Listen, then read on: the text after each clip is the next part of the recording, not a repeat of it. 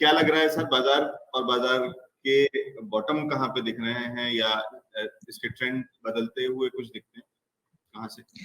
Sir 2-3 एक point मैं पिछले कन्वर्सेशन में भी रखूंगा, क्योंकि थोड़ा सा इंटरेस्टिंग लगा मुझे, एंड मैं थोड़ा सा डिफर करता हूँ पिछले वाले एनालिस्ट से, तो उससे भी बात करेंगे।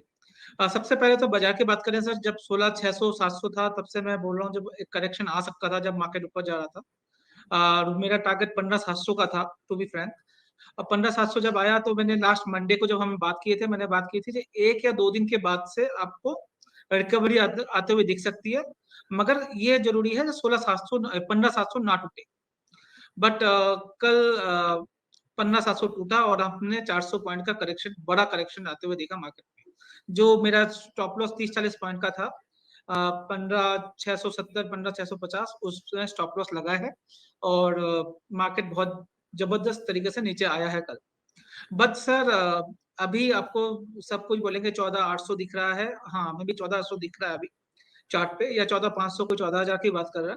बट मैं आपको बोल्ड कॉल दे रहा हूँ, मुझे लगता है आज से ही, मैं 2-3 दिन की बात नहीं कर रहा, मुझे लगता है आज से ही आपको एक अपमूव आते हुए दिखेगा नेक्स्ट 15 दिन के लिए, तो आपको उस तरीके से रहना चाहिए। अभी 15,350, 330 चल रहा है। आप देखो, रिस्क तो लेता होता है, तो स्टॉप लॉस आपको लगाना है, स्टॉप लॉस लगाना है 15,100, 15,150 के अंदर का, और मैं टारगेट दे रहा हूँ 16,200, 16,300 का आने वाले 15 से 20 दिन के अंदर। तो ये डेटा ड्रिवन मेरा कॉल है, ये इमोशनल ड्रिवन कॉल नहीं है। और डेटा में सर ये है, जो एफआईएस डेटा है वो 12% के पास आ गया है। जो मैंने लास्ट मंडे का जो बात की थी, तब मैंने बोला था अभी मैंने 20-22% देखा है, आज के करेक्शन के बाद वो शायद 16-17% हो जाए, और कल के करेक्शन के बाद ये 12% आ गया। तो अब एफआईएस के पास स्टॉक ही नहीं है, वो बेचे। स्टॉक मतलब मैं इसकी बात कर रहा हूँ, इंडेक्स की बात कर रहा हूँ। एफआईएस के पास इंडेक्स नहीं है जो वो बेचे, तो उसके पास होना चाहिए तभी वो बेच पाएंगे, वो शॉर्ट करने का भी ये नहीं है। ऑलमोस्ट 90% वो शॉर्ट में है और 10% वो लॉन्ग में है। ये नॉर्मल, इतने पैनिक सिचुएशन भी नहीं है मार्केट में। और जो ये फेड रेट का हाइक था, या जो इन्फ्लेशन बढ़ा हुआ है, और धीरे धीरे ऑलमोस्ट प्राइस इन हो चुका है। तो अब क्या होगा सर, इंडेक्स वाइज मैंने आपको पहले भी बताया है, एक रेंज बाउंड ट्रेड में रहेगा। रेंज के कभी अपर टेरिटरी में जाएगा, कभी लोअर टेरिटरी में आएगा, अभी लोअर टेरिटरी में है। वापिस 16,600, 16,200, 16,400 के रेंज में आएगा, वापिस वहां से करेक्शन आते हुए दिखेगा। आपको स्टॉक स्पेसिफिक एक्शन देखना है, तो अगर स्टॉक स्पेसिफिक एक्शन देखेंगे तो आपको अच्छा रिटर्न आपको मिल सकता है। बट फॉर वन थिंग, जो मैंने हमेशा बोलता हूँ, पिछले 2 महीने से बोल रहा हूँ, ये टाइम थोड़ा सा मुश्किल है जो पोजिशनल ट्रेडर है उनके लिए, क्योंकि अब स्टॉप लॉस और टारगेट आपका बहुत ज्यादा हीट होगा। स्टॉप लॉस में टारगेट कम हीट होगा, मैं पिछले 2 महीने से बोल रहा हूँ। तो आपको जो हॉराइजन है वो 6-8 महीने का रखना है, या हॉराइजन 1 या 2 दिन का रखना है, उससे ज्यादा का नहीं रखना।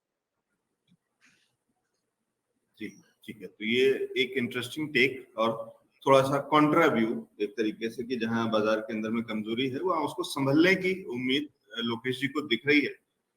और क्योंकि ये कोलैबोरेटिव एक एफर्ट है, ये पूरा चैनल, ये पूरा शो, बहुत सारे लोग मिल करके, और ये वो अलग अलग लोग हैं जिनका कि कोई भी इसमें फाइनेंशियल कोई वो नहीं है, कोई इंटरेस्ट नहीं है, किसी को कोई पैसे नहीं मिल रहे हैं मेरे से या चैनल से, और मुझे भी नहीं मिल रहे हैं, तो वो भी एक दिक्कत की बात है। वो दूसरी समस्या है मेरी पर्सनल है मिल किसी को कुछ नहीं रहा, लेकिन हम कर रहे हैं और देखा जाएगा, भली करेंगे Ram.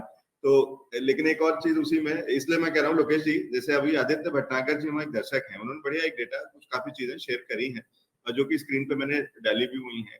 DJI retrace 38.2%, emerging market index retrace 61.8%, USD INR showing negative divergence at 78.006, और क्रूड ऑयल भी कूलिंग ऑफ।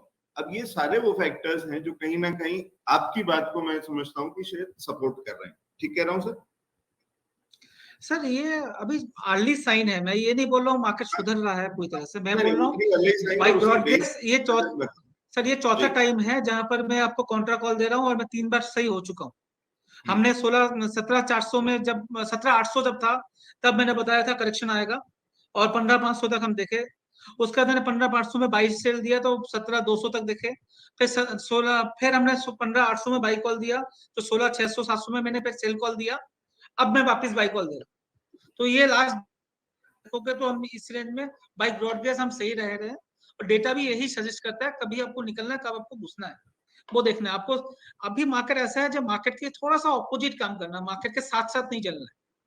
हो सकता है अब एक आध दिन 2 दिन गलत हो सकते हो, बट लॉन्ग रेंज में आपको 15-20 दिन में आप सही होते हो।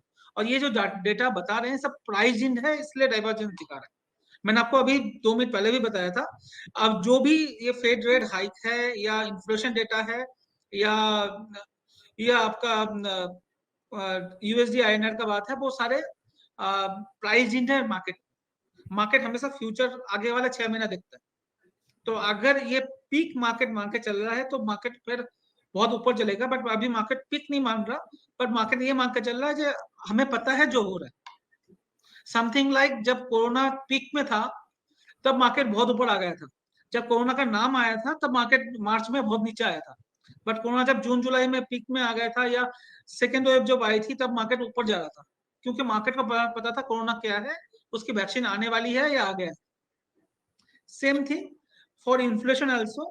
मैं आपको एक और एग्जांपल देता हूं, जब 2018 की बात है, जब हमारा जीडीपी रेट 9 था ऑलमोस्ट, मार्केट 2018 में बहुत ज्यादा क्रैश हुआ, 2019 में मार्केट ऑलमोस्ट करेक्ट हो चुका है, तब जीडीपी रेट आ गया था 4.5 4.6, तब मार्केट को लोगों को मालूम चला ओहो जीडीपी टूट गया है, अब मार्केट टूटेगा।